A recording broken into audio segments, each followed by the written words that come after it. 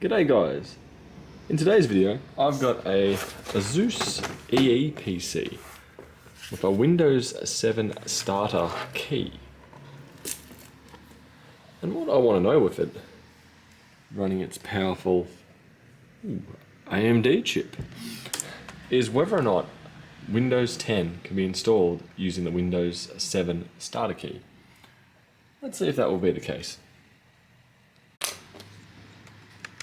Windows 10 boot or media creation USB. Plug that in.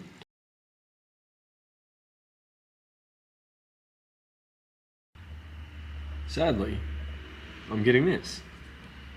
Put the product key down here. HT874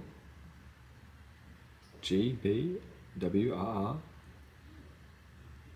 VGGP H7FGF 47D96. So sadly, could I use this to reinstall Windows 10 using the Windows 7 starter key? Bugger.